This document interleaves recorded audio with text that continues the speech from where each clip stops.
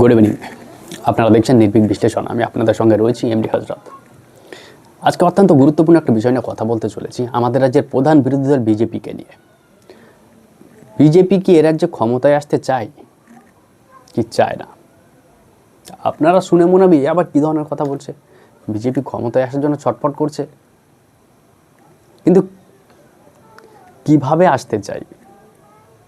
বিজেপির যে স্ট্র্যাটেজি, যে রণনীতি, সেই রণনীতি নিয়ে এই বাংলাতে কি কখনোই সত্তাতে আসা যাবে?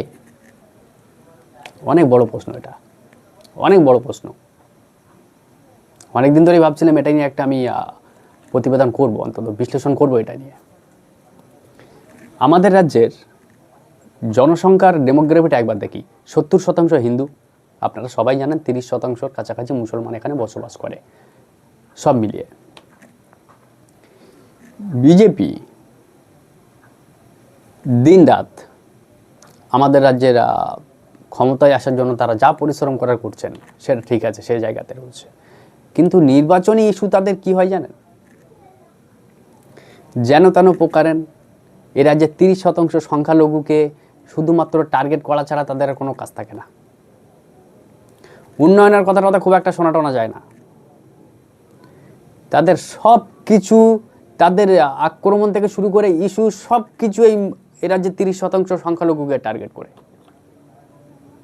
আচ্ছা, আপনি ভাবুন তো, এসআইআর হয়ে গেছে রাজ্যে, যাদের নাম বাদ পড়ার তারা বাদ পড়েছে। 60 লক্ষ মানুষ এখনো রয়েছেন যারা আন্ডার জুডিকেশন, বিচারাধীন রয়েছেন। এদের মধ্যে যারা বাদ পড়ার পড়বেন, কিন্তু যারা বিচারাধীন রয়েছেন তাদেরকে বিজেপির নতুন সভাপতি নীতিন নবীন, উনি এদেরকেও ঘুষপেটিয়া বলছেন, অর্থাৎ অনুপ্রবেশকারী। আচ্ছা বলুন তো, এটা বিজেপি মানে ধ্বংসাত্মক নয় কি? বিজেপির জন্য এটা অনেক বড় ক্ষতির। 60 লক্ষ মানুষ রয়েছেন বিচারাধীন। সুপ্রিম কোর্টের নির্দেশ মেনে বিচারপতিরা সেই নথিগুলো চেক করছেন। আগামী দিনে সেগুলো প্রকাশ হবে। যাদের বাদ যাবেন, যারা মূল তালিকাতে থাকার যোগ্য তারা মূল তালিকাতে থাকবেন। বিজেপির সভাপতি নীতিন নবীন বলছেন এরা সবাই ঘুষপেটিয়া। ভাবুন, অথচ এই 60 লক্ষর মধ্যে হিন্দু মুসলমান সবাই রয়েছে নির্বিশেষে। কিন্তু এরা কিভাবে ঘুষপেটিয়া হয়ে গেলে জবাব কে দেবে? সেটা একটা গেল। দ্বিতীয় কথা, যে কথাটা একদম মোস্ট ইম্পর্টেন্ট কথা, সেটা আমি আপনাদেরকে বলতে যাচ্ছি। আমাদের রাজ্যে 30% সংখ্যালঘু ভোটকে যদি আপনি যদি সারা দিন উঠতে বসতে শুতে যদি এদেরকে গালাগালি করেন, কারণে অকারণে গালাগালি করেন, এদেরকে অনুপ্রবেশকারী বলে দাগিয়ে দেওয়ার চেষ্টা করেন, কোনো কিছু খুঁজে না পেয়ে অমিত শাহ চলে এলেন রাজ্যে, এসে বললেন এবারে বিধানসভা নির্বাচনে পশ্চিমবঙ্গে ইস্যু হবে অনুপ্রবেশকারী, অনুপ্রবেশ নাকি ইস্যু হবে। তো যদি অনুপ্রবেশ ইস্যু হয় তাহলে এসআইআর করার দরকার কি? আবার উনি আরেক রকম কথা শোনাচ্ছেন। বেশ অদ্ভুত শোনালো কথাটা, যে এসআইআর করে সব অনুপ্রবেশকারীকে হটানো যাবে না। তার মানে অনুপ্রবেশ কিছু নয়, আসলে ইস্যুটা ওই পোলারাইজেশন। হিন্দু মুসলমানের ভিতরে একটা ভাগ টাগ করে দাও, তারপরে হিন্দুরা, বড় সংখ্যক হিন্দুদের আমি আস্থা আমার উপরে থাকবে, বিজেপির উপরে আস্থা দেখাবে তারা, তারপরে বিজেপি ড্যাং ড্যাং করে ক্ষমতায় চলে আসবে। এই স্ট্র্যাটেজিটা ভুল। এটা সম্পূর্ণ ভুল স্ট্র্যাটেজি। আমি বলছি আপনাদের, এভাবে কখনো রাজ্যে বিজেপি ক্ষমতায় আসতে পারবে না। কেন তাও বলবো। কখনো ক্ষমতায় আসতে পারবে না। চেষ্টা করতে পারে। 38% ভোট পান এই রাজ্যে বিজেপি, সম্পূর্ণ হিন্দু ভোট। 1% বাড়তে পারে 39%, কিন্তু কখনই আপনি 50%-এর কাছাকাছি পৌঁছতে পারবেন না। কখনো রাজ্যে সরকার করতে পারবেন না যদি এই স্ট্র্যাটেজি, ইউপি বিহারের মধ্যপ্রদেশের স্ট্র্যাটেজি নিয়ে যদি কাজ করেন। সেখানে কাজ হতে পারে। গোবলয়ে সেখানে মুসলিম জনসংখ্যা কম, 16%, 18% মুসলিম জনসংখ্যা। এরা বড় কোনো ফারাক গলে দিতে পারে না। আপনি হিন্দু মুসলমান করেন, সেখানকার বড় সংখ্যক সংখ্যাগুরু সম্প্রদায়ের মধ্যে বিষয়টা তারা খায় ভালো। কিন্তু বাংলাতে সেটা হবে না। এখানে 30% সংখ্যালঘু ভোট, এরা অনেক বড় নির্ণায়ক শক্তি। আমরা দেখেছি তো রাজ্যের অন্যান্য রাজ্যে যখন নির্বাচন হয় 30, 35, 36% ভোট শেয়ার পেয়ে একটা দল ক্ষমতায় চলে যায়। আর এখানে 30% সংখ্যালঘু ভোট, দিনভর আপনারা তাদের গালাগালি করবেন, তাদের থেকে 1% ভোট পাবেন না। আর যতক্ষণ না আপনারা সংখ্যালঘুদের ভোটটা নিজেদের দিকে টানতে পারছেন, অথবা সংখ্যালঘুদের ভোটটা তৃণমূল কংগ্রেস থেকে দূরে সরিয়ে দিতে পারছেন, ততক্ষণ আপনারা এ রাজ্যে ক্ষমতায় আসতে পারবেন না, এটা আপনারা লিখে রেখে দিন। শুভেন্দু অধিকারীর বক্তব্য হচ্ছে এ রাজ্যে সংখ্যালঘুদের গালাগালি করলে হিন্দু ভোটের আরও 6-7% হিন্দু ভোট বিজেপির দিকে চলে যাবে। এটা কিভাবে যাবে আমরা জানি না, বিজেপির স্ট্র্যাটেজি। উত্তরপ্রদেশে স্ট্র্যাটেজি কাজ করে, আমি বলছি, মধ্যপ্রদেশে করে, বিহারে করে। উত্তরপ্রদেশে ভোট হবে, আপনি পাকিস্তানের নাম নিয়ে নেবেন, সেখানে কাজ করতে পারে, বাংলাতে হবে না। 30% সংখ্যালঘু, আপনি ভাবুন তো, এই 30% সংখ্যালঘু ভোট মাঝে মধ্যে শাসক দলের উপরে বীতশ্রদ্ধ হয়ে একটু এদিক ওদিক যাওয়ার চিন্তা ভাবনা করেন, একটু এদিক ওদিক তাকানোর চিন্তা ভাবনা করেন, একদম সত্যি কথা।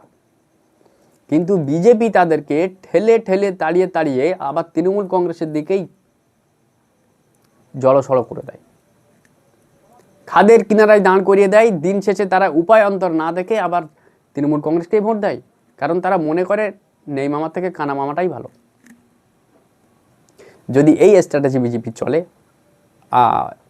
আমাদের রাজ্যে, তাহলে আগামী বিধানসভা নির্বাচনে বিজেপির জন্য এখানে কিছু নেই, ওই বিরোধী আসনেই সন্তুষ্ট থাকতে হবে, কিচ্ছু করতে পারবে না। আসলে আমার মনে হয় তারা চায় না সংখ্যালঘু ভোট বিজেপিকে, কখনো বিজেপির দিকে যাবে না। বিজেপি সেটা ভালো জানে, সেটা ভালো জেনে তারা কি করে, যে যত খুশি এদের গালমন্দ করো, তাতে করে কিছু ভোট, হিন্দু ভোট যদি আমাদের দিকে আরও চলে আসে, সে কারণে অকারণে ইচ্ছে মতো যত মিথ্যার ফুলঝুরি বেসাদি নিয়ে বসে থাকুন, সারাদিন কোরাস গাইতে থাকুন, তাতে করে কিছু হিন্দু ভোট হয়তো, আমার মনে হয় না সেভাবে কাজ হবে। কারণ বাঙালি হিন্দুরা অন্তত ওই উত্তরপ্রদেশের হিন্দুদের মতো নয়, এরাও সত্য মিথ্যা দেখেন, যথেষ্ট বিচক্ষণ তারা। এভাবে গালমন্দ করে আপনি আরও 7% হিন্দু ভোট নিজেদের দিকে আনতে পারবেন না, একদম পরিষ্কার আনতে পারবেন না আপনি। আমার কথাগুলো, আমার সাথে অনেকে অমত হতে পারেন, আপনারা কমেন্ট বক্সে আমাকে গালাগালি করতে পারেন, যা খুশি করুন। আগামী মে মাস আপনারা দেখে নেবেন, যদি বিজেপির এই স্ট্র্যাটেজি হয় যে শুধুমাত্র সংখ্যালঘুদেরকে টার্গেট করব সব জায়গাতে, বিনা কারণে অকারণে সংখ্যালঘুদের টার্গেট করবো, আর হিন্দু ভোটের 70% হিন্দু ভোটের মধ্যে হয়তো 50% সব আমাকে দেবে, এমন কোনো পরিস্থিতি রাজ্যে এখনও পর্যন্ত তৈরি হয়নি, আগেই বলছি। কারণ আমাদের রাজ্যের শাসক দল মুসলিমদের জন্য আলাদা করে কিছু না করলেও হিন্দুদের জন্য অনেক কিছু করেছে। 1000 কোটি টাকা খরচ করে 3টে মন্দির নির্মাণ করেছে। দীঘাতে জগন্নাথ মন্দির, নিউটাউন বাস স্ট্যান্ডের কাছে মহাকাল মহৎ দুর্গাঙ্গন, এবং শিলিগুড়ি মাটিগাড়াতে মহাকাল মহাতীর্থ মন্দির। প্রায় 1000 কোটি টাকা সরকারি অর্থে খরচ হয়েছে। এগুলো শুধুমাত্র হিন্দু ভোটে শান দেওয়া হচ্ছে। হ্যাঁ, একদম হিন্দু ভোটে শান দেওয়া হচ্ছে। চাকরিতে কত শতাংশ মুসলমান? তারপরেও রাজ্যের শাসক দল মুসলমানদেরকে চাকরিতে বঞ্চিত করবে, এদের উপরে যত যা কিছু করা যায়, একবার প্রান্তিক সমাজের করে রাখুক, তারপরেও এরা দিনের শেষে একটু ভালো থাকার জন্য ইচ্ছে না থাকলেও বাধ্য হয়ে তৃণমূল কংগ্রেসকেই ভোট দেবে, আর বিজেপি সেই রাস্তাটা তৈরি করে দেয়। উগ্র হিন্দুত্ববাদের আস্ফালন, তাড়িয়ে দেবো, মেরে দেবো, বাংলাদেশে পাঠিয়ে দেবো, এই সমস্ত যখন আপনারা করতে থাকবেন, মুসলমানরা তখন এমনিতেই ভয়ে হয়ে জড়সড় হয়ে বিজেপির বিরুদ্ধে যে শক্তিশালী তাকে ভোট দেবে, এটাই স্বাভাবিক। আর তৃণমূল কংগ্রেস হাসতে হাসতে চলে যাবে। তৃণমূল কংগ্রেসের স্ট্র্যাটেজি বেশ ভালো, যে আর যাই হোক সংখ্যালঘুর এদিক ওদিক যাবে না, কারণ এদিক ওদিক যাওয়ার মতন আপাতত কোনো লাইন নেই। বামেদের অবস্থা একদম ভালো নেই, খুব বেশি হলে, খুব ভালো রেজাল্ট করলে এবারে তাদের শূন্য কাটতে পারে বড় জোর, এর বেশি কিছু তো হবে না বামেদের। তাহলে সংখ্যালঘুরা আবারও চিন্তা ভাবনা করবেন যে যেন তেন প্রকারেন নেই মামার থেকে কানা মামা ভালো, আবার তৃণমূল কংগ্রেসকেই আমরা ভোটটা দিই, যাতে বিজেপিকে দূরে রাখা যায় ক্ষমতা থেকে। আর এটাই হবে। আর সংখ্যালঘুরা এখানে নির্ণায়ক শক্তি, প্রায় 100 আসনে সংখ্যালঘুরা নির্ণায়ক, তারাই যে ঠিক করে দেয় কোন প্রার্থী জিতবেন, কোন প্রার্থী হারবেন। যদি এটা, তাহলে বিজেপির আমার মনে হয় তাদের স্ট্র্যাটেজি একটু বদল করতে হবে। যদি দিন রাত আপনারা সংখ্যালঘুদের গালমন্দ করেন, তাহলে বিশেষ কিচ্ছু হবে না। এই সংখ্যালঘুরা ভয়ে জড়সড় হয়ে এক কোণে জড়সড় হবে, আর তারপরে সেই তৃণমূলকে আবার গিয়ে ভোট দেবে। বিজেপির কিন্তু ওই বিরোধী আসন পেয়েই তাকে সন্তুষ্ট থাকতে হবে, বিরোধী আসনেই বসতে পারবেন, তার বাইরে কিচ্ছু হবে না, আমি বলে দিলাম। যদি এই স্ট্র্যাটেজি নাই, স্ট্র্যাটেজি বদল করতে হবে, নাই তৃণমূল কংগ্রেসের থেকে সংখ্যালঘু ভোটটাকে দূরে সরাতে হবে, নচেত সংখ্যালঘু ভোটটা নিয়ে নিজেদের দিকে টানার চেষ্টা করতে হবে। শেষেরটা খুব কঠিন, কারণ মুসলিমরা বিজেপিকে ভোট দেবে না, কারণ তাদের ইমেজটা এমন ইমেজ তারা সারা ভারতবর্ষে তৈরি করেছে তাদের জন্মলগ্ন থেকে। মুসলমানরা বিজেপিকে বিশ্বাস করে না। কিন্তু প্রথমটা কিছুটা হলেও সহজ, যে মুসলমানদের বিরুদ্ধে কম আক্রমণ করে উল্টো পাল্টা কথা এদেরকে অপমান না করে, এদেরকে এদের মতো ছেড়ে দিই, তখন এরা কি করবে, একটু এদিক ওদিক চলে যেতে পারে। কেউ সিপিএমে যাবে, কেউ আইএসএফে যাবে, কেউ কংগ্রেসে যাবে, কেউ হুমায়ুনে যাবে, কেউ মিমে যাবে, যেতে পারে। কিন্তু আপনি যখনই এদেরকে তাড়াবেন, শুধু তাড়াবেন, অকারণে তাড়াবেন, এ দিন শেষে বাঁচার জন্য আপনার বিরুদ্ধে সবচেয়ে বেশি যে শক্তিশালী সেই দলকেই বেছে নেবে। আর সেখানেই আপনার সমস্যা হবে। তৃণমূল কংগ্রেস আগামী বিধানসভা নির্বাচনে যদি বিজেপির স্ট্র্যাটেজি ওই একই হয়, ওটা ছাড়া বিজেপির আর কিছু নেই বাংলাতে বলার মতো। যদি ওই স্ট্র্যাটেজি আপনারা নেন, হিন্দু মুসলমান পোলারাইজেশন, ভাগ ডিভাইড অ্যান্ড রুলস ইত্যাদি ইত্যাদি, তাহলে যেটা হওয়ার, এ রাজ্যের 30% সংখ্যালঘু ভোটের 26 থেকে 27% সংখ্যালঘু চোখ বন্ধ করে দলে দলে ঘাস ফুলের প্রতীকে ইচ্ছেতে অথবা অনিচ্ছাতে ভোট দেবে, শুধুমাত্র বিজেপিকে রোখার জন্য। আর সেক্ষেত্রে বিজেপিকে আরও একবার বলছি, বিরোধী দল হয়েই থাকতে হবে, এছাড়া অন্য কোনো উপায় নেই। দর্শক, এ বিষয়ে আপনাদের যা বলার কমেন্ট অবশ্যই বলবেন। আর একই সঙ্গে যারা আমার সঙ্গে দ্বিমত পোষণ করছেন তাদের জন্য বলবো, ভিডিওটা রেখে দিন সেভ করে। আগামী মে মাসে আপনারা দেখতে পাবেন আমার কথার সঙ্গে বাস্তবের কতটা মিল রয়েছে। থ্যাংক ইউ, ধন্যবাদ।